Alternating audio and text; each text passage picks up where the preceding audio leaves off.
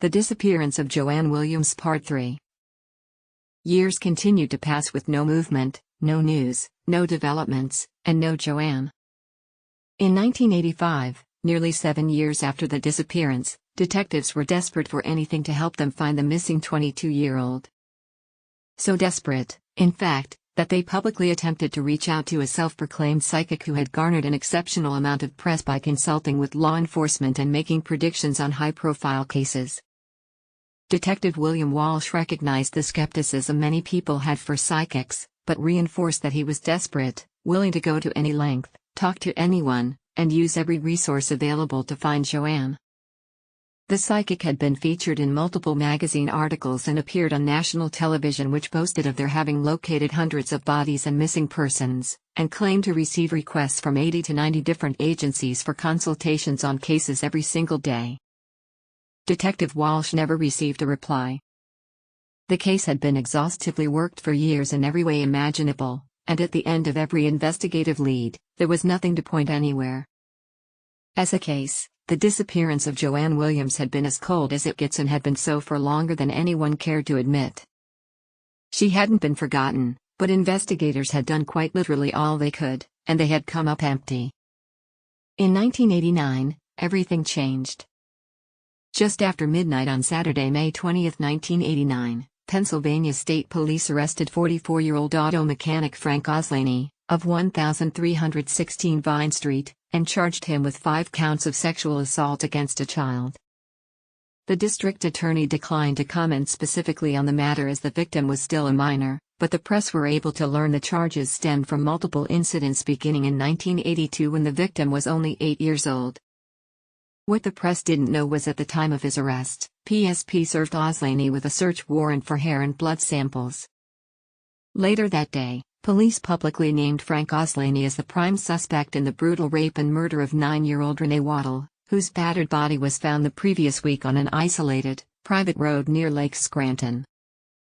She had been badly beaten before being doused with an accelerant and set on fire. The day after the murder, Oslaney's wife found what looked like a child's small purple clamshell earring lying on the floor of the auto body garage Frank owned.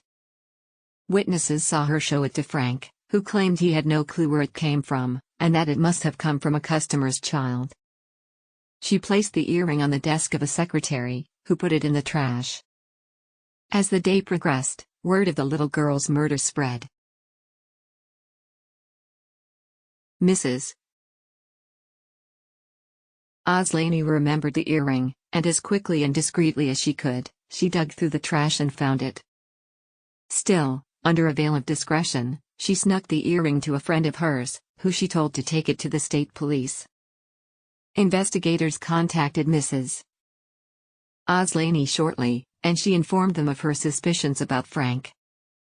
Already under investigation for the child molestation charges, police moved in and took Oslaney into custody as quickly as they could. It just so happened that on the last day of her life, Renee's stepfather had given her a pair of purple clamshell earrings. She had been wearing them when she was attacked, and her killer took one of her earrings before setting her body on fire. It was the clue the police needed. With Frank in custody, authorities began a long process of questioning not only him but everyone close to him for the past number of years. Frank denied everything and claimed he had never seen the Waddle girl in his life. Oslaney's criminal record revealed a violent history of assault stretching back to his teenage years. However, investigators couldn't help but notice a number of much more recent incidents and circumstances that Frank seemed to be right in the center of. In the early morning hours of December 11, 1987, firefighters responded to what they believed to be a trash fire in the 400 block of Monroe Avenue. When they arrived, they discovered the body of 19-year-old University of Scranton student, Laureen Finn. She too had been horribly beaten, doused with an accelerant, and set ablaze. The investigation hadn't borne much fruit. The coroner had been able to perform a rape kit on the body, and the kit produced enough material to potentially generate a DNA profile of the killer. DNA science was still brand new and almost completely foreign to much of the public at the time. News reports at the time still referred to it as genetic fingerprinting. It was still so new, in fact, that even those tasked with keeping it properly stored and tested in a timely and orderly fashion were still somewhat unaware of not only its potential but its limitations. State police sent the DNA sample off to the crime lab for it to be tested as soon as possible, and beat the pavement doing standard detective work, hoping for a break while they waited for the results to come back. They waited, and waited, and waited.